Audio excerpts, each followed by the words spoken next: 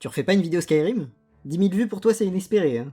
Après, si ça te fait plaisir de diviser tes vues par 100, hésite pas à parler de tes mangas pourris. Si mon seul souci c'était de faire des vues, il y aurait plus simple que de passer 50 heures sur une vidéo. Donc que ça te plaise ou pas, aujourd'hui c'est Attack on Titan, ou l'attaque des titans en français, ou Shingeki no Kyojin en japonais, ou Ataque dos Titas en portugais. Qu'est-ce qu'on s'en fout de comment c'est appelé en portugais? Je trouvais le nom marrant. Bref, le manga Shingeki no Kyojin ou SNK a été débuté en 2009, et est écrit par Hajime Isayama. L'adaptation animée a elle commencé en 2013. L'œuvre est extrêmement populaire et fait partie de ces séries qui ont créé des passions pour l'animation japonaise, et auront donc créé de nombreux weebs. Pas sûr que l'humanité y ait gagné grand chose, hein. Donc, pour cette vidéo, on va plutôt se concentrer sur l'adaptation animée, parce que c'est une série qui profite beaucoup de son adaptation visuellement. Les premiers tomes du manga n'étant pas particulièrement reluisants à ce niveau-là, même si la série animée a ses moments CGI qui font un peu mal aux yeux.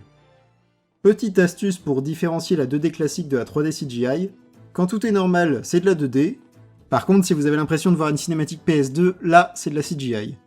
L'anime est donc découpé en 4 saisons, au nombre d'épisodes plus variable que le cours du Bitcoin, et une saison 4 finale, qui s'étire sur l'équivalent de la taille de 3 saisons 2.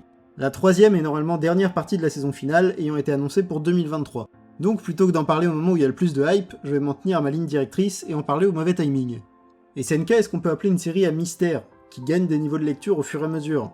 Le but de cette vidéo n'est pas de spoiler les gens qui souhaitent découvrir par eux-mêmes. J'éviterai donc d'évoquer clairement les évolutions majeures du scénario, cependant il est assez difficile de parler de la série sans rien en divulgacher. Et donc pour ceux qui aiment découvrir à leur rythme, on va faire des niveaux d'information, en commençant par 0. Mais même au niveau maximum, vous pourrez regarder sans qu'aucun élément d'intrigue principale ne soit révélé. Sentez-vous libre d'arrêter la vidéo pour aller voir la série, si vous avez envie de découvrir ces éléments-là par vous-même, et revenez une fois que c'est fait.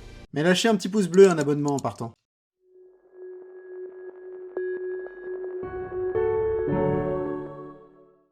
Donc, ici je ne parle même pas directement de l'épisode 1. Le but est vraiment une présentation très générale de la série et des thèmes abordés. Alors vu que je pense que c'est pas inutile de commencer par là, la série a beau être considérée comme une série shonen, donc destinée aux jeunes garçons, on est quand même sur une série plutôt violente et graphique. On n'est pas sur du saut visuellement, mais la série n'hésite pas à emprunter au genre horrifique sur certains passages. Donc si vous êtes particulièrement sensible, je ne vous la conseillerais pas forcément. Mais vous passeriez à côté de quelque chose. Pour résumer grossièrement l'intrigue, on est dans un monde fictif, où la quasi-totalité de l'humanité a été exterminée par les titans. Des créatures humanoïdes qui ont pour seul passe-temps de manger les gens. Ils sont de taille variable et ont l'air complètement ridicules. Mais leurs actions compensent leur apparence, et ils sont parfois vraiment terrifiants. On m'enlèvera cependant pas de l'idée que les titans sont les vrais stars de la série. Avec des têtes plus improbables les unes que les autres. I'm fast as fuck, boy! Surtout lui, ce titan-là. Ce titan m'apporte beaucoup de plaisir. Je l'ai appelé Mauricio. Cependant, si le fait que les titans ne portent pas de vêtements vous dérange, je vous conseille la version malaisienne du manga, où ils ont mis des shorts aux titans. Au moins c'est pudique. Pour une fois, j'ai mis un short. J'ai mis un short de putain. Pour revenir à l'histoire, pour survivre aux titans, ce qui reste de l'humanité se réfugie à l'intérieur d'une série de 3 murs. Trop haut pour que les titans puissent les franchir. L'intrigue se reposera sur cette lutte de l'humanité pour sa survie, et sur les mystères entourant l'apparition et l'histoire de ce monde.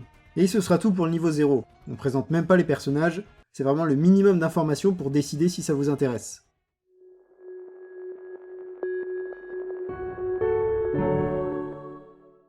Donc, pour cette nouvelle fournée d'informations, on va parler de nos 3 personnages principaux. Pour commencer, nous avons Eren Yeager.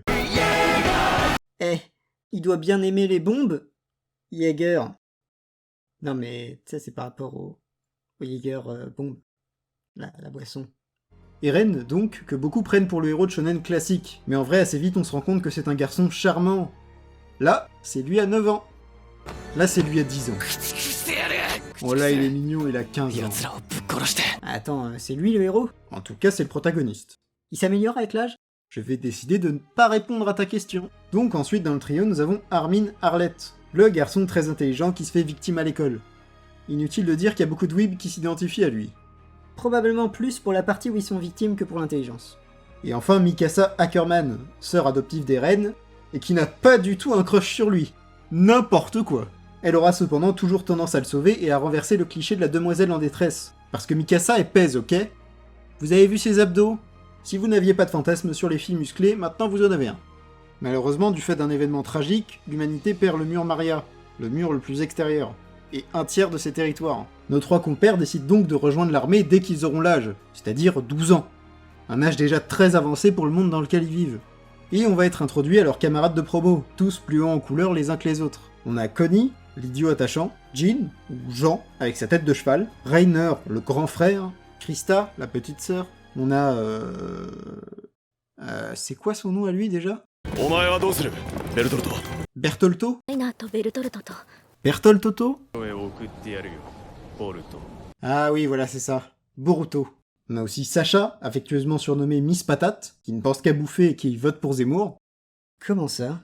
Bon, y a pas vraiment Zemmour dans SNK, bien qu'il ferait un très beau titan, mais je suppose son vote au vu de son discours. 森や獲物を横取りするからやしだから腹減る On apprendra aussi à connaître les différents membres des corps d'armée. On a l'instructeur de Full Metal Jacket, Combien tu mesures, deuxième pompe? Chef, 1m75, chef! 1m75, jamais vu un tas de merde aussi haut que ça! Levi. You know you're so precious when you smile. Angie, avec son rapport particulier au titan. Les titans me font mouiller. Est-ce qu'elle vient de dire ce que je crois? Oui. Ah ouais, il y a lui aussi. C'est pareil, je me souviens jamais de son nom. Ah oui, voilà. Pixisu! C'est vraiment pour ça que j'adore la VO. Ce personnage est la raison pour laquelle on ne peut pas me parler du PIX, qui est un examen informatique, sans que j'entende Pixisu! Pour revenir au corps d'armée, ils sont au nombre de 3. On a la garnison, c'est des alcooliques. On a les brigades spéciales, c'est des gros bâtards. Et on a les bataillons d'exploration, qui ont la réputation de se faire victime par les titans à répétition. Car ce sont les seuls à sortir de l'enceinte des murs. Eren, notre protagoniste, lui, rêve de devenir un membre du bataillon d'exploration depuis son enfance. Car à rester entre les murs, il a un peu l'impression d'être du bétail. En effet, dans le premier épisode, il voit le retour triomphal des héros du bataillon d'exploration, qui rassure une mère inquiète quant au sort de son fils.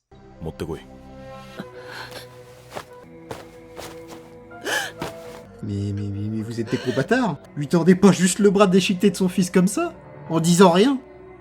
Expliquez-lui un peu avant. Puis qu'est-ce que vous voulez qu'elle foute du bras? Elle va pas l'afficher dans le salon. Si c'est pour amener ça, autant rien ramener, hein. C'est sans doute beaucoup moins traumatisant. Bon, au moins, j'imagine qu'ils vont lui dire que son fils est mort pour faire avancer l'humanité, et que c'était un héros. Non mais sans déconner, vous pouvez arrêter d'être d'aussi gros enfoirés et de torturer cette pauvre femme? Bon, au final, après avoir vu ça, Eren et Mikasa rentrent chez eux. エレンが調査兵団に入りたいって壁の外に出た人類がどれだけ死んだか分かってるの Quoi? La mère d'Eren n'est pas contente qu'il veuille rejoindre le bataillon d'exploration? Incompréhensible, hein. Je m'attendais plus à une réaction du genre Ah bah ça tombe bien, moquette déco au-dessus de la cheminée. Enfin bref, maintenant qu'on a posé de petites bases, durant ces premiers épisodes, vous aurez également votre première interaction avec les openings de SNK, nom donné au générique de début d'épisode, et qui, mine de rien, ont aussi contribué au succès de la saga par leur qualité. Je vais donc vous passer quelques extraits. Ah oui, donc toi, t'as pas envie d'avoir de monétisation. De toute façon, j'ai pas de monétisation, les gens s'abonnent pas assez. Ah, mais sinon, la solution, ce serait de mettre des covers des openings. Peut-être que ça passe. Tu veux mettre des covers de qui? Y a qu'une personne qui peut faire des covers dignes de ce nom. Alors, une petite dédicace pour la cousine de Jacqueline. La la la la la, vidas, la vividas, la vidas, la vivida. Das oleo itaen, tome oleo itaen. Oe francis cien, ozen este gloria. Asageyo, shin su sasageyo, sumo bebe kikiewa. Bon, maintenant que j'ai perdu la moitié de mon audience, enfonçons-nous un peu plus profondément dans l'univers.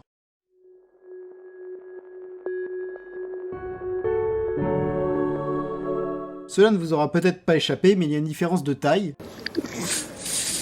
entre les humains et les titans. Donc pour que les humains puissent rivaliser, ils utilisent une technologie propre à cet univers, et sacrément stylée, qui s'appelle la manœuvre tridimensionnelle, qui permet concrètement de voler dans les airs et d'atteindre le point faible des titans qui se trouve au niveau de leur nuque, afin de la découper avec des sabres. Et on a de vrais détails sur le fonctionnement des technologies lors des écrans de mi-épisode. On sent que l'univers et ses technologies ont été réfléchis. Ainsi, on a une religion qui vénère les murs comme une divinité, des castes sociales en fonction de votre place au sein des murs, et on en vient souvent à s'interroger sur comment l'humanité en est arrivée là. Nos protagonistes vont donc plus naturellement se diriger vers les bataillons d'exploration. Parce que bon, s'ils rejoignaient la garnison et qu'ils passaient leur temps à picoler, la série serait un peu moins intéressante. Mais au-delà des mystères de la série, et de son aspect technologique, elle n'oublie pas d'être fun, et surtout d'être hype.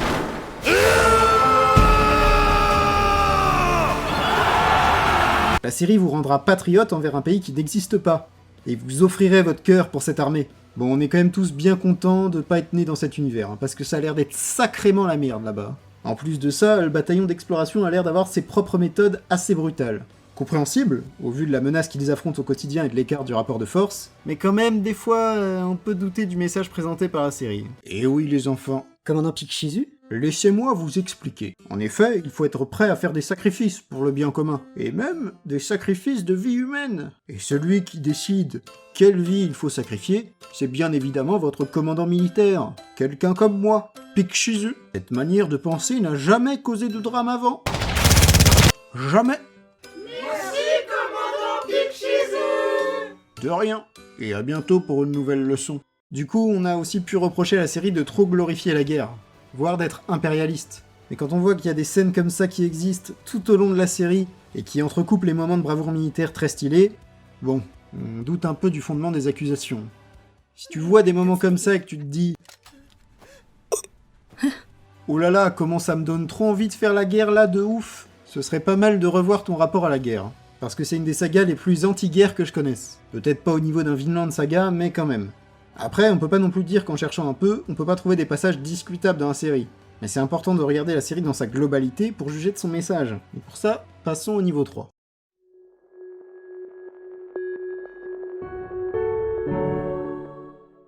Comme je l'ai déjà évoqué, cette série est une série à mystère. Donc ces mystères vont finir par être révélés, et changer complètement notre compréhension de l'œuvre, en plus de notre perception sur certains personnages. La série subit de nombreuses transformations, et reste fidèle à ses thèmes principaux, que sont la guerre et la haine, tout en les explorant sous des angles différents. La série est connue comme particulièrement habile en ce qui concerne le foreshadowing, qui consiste à inclure des indices pour les événements futurs, et qui ont deux fonctions. Si on est particulièrement investi dans l'histoire et qu'on a 4 ans à attendre entre la saison 1 et la saison 2, on peut essayer de deviner la suite de l'histoire, avec les indices qui nous sont laissés.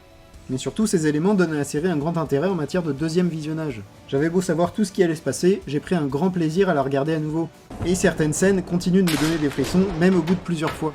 La série sait nous surprendre, mais arrive à faire en sorte que même en la regardant à nouveau, ses évolutions nous semblent planifiées depuis le début, ce qui me rappelle un peu le Game of Thrones des premières saisons. Et pour comprendre tout ce bordel, on a les plus gros big brains de l'humanité pour nous aider, Armin et Erwin Smith, qui est le chef des bataillons d'exploration. Ces deux-là vont comprendre des éléments d'intrigue, ou dénouer des situations apparaissant sans issue. Ce qui fait qu'on se dit, effectivement, le fait que les militaires prennent le pouvoir et renversent le gouvernement, c'est peut-être pas une si mauvaise chose. Les leçons du commandant Pikshizu. Attends, mais il a un générique lui maintenant? Je sais pas ce qui est en train de se passer là. Et oui les enfants, si jamais votre gouvernement n'est pas efficace et n'a pas vos meilleurs intérêts à cœur, n'hésitez pas à demander à l'armée de le renverser, pour mettre en place une dictature militaire. Historiquement, ça n'a jamais mal fini. Jamais. Merci, commandant Pikshizu. Arigato, Pikshishire. À bientôt pour une nouvelle leçon. Après ce message à la portée éducative douteuse, concluons sur notre série. SNK enrobe son histoire poussée de scènes d'action franchement grandioses et de moments de hype intenses, en plus de nous livrer des personnages qui gagnent en épaisseur au fur et à mesure, ce qui lui a permis d'intéresser un large public dès la première saison. Et aujourd'hui, beaucoup attendent que la fin de ce chef-d'œuvre soit adaptée. Mais du coup, vu que le manga il est fini, t'as lu la fin? Oui, j'ai lu la fin, ouais. C'était bien? Ouais, j'ai lu la fin. Et du coup, ton avis sur la fin, c'est... La fin? Ah ouais, ça je l'ai lu, hein. Ça c'est sûr. C'était pas ouf, hein. On va espérer qu'on ait le droit à quelques changements pour l'animé, mais on en reparlera quand ce sera sorti, c'est mieux. Et du coup, malheureusement, on va déjà se quitter. Je sais que vous voudriez que je vous parle pendant des heures, mais mon temps comme le vôtre est précieux. Donc on se revoit bientôt pour vous dire quoi faire cette année.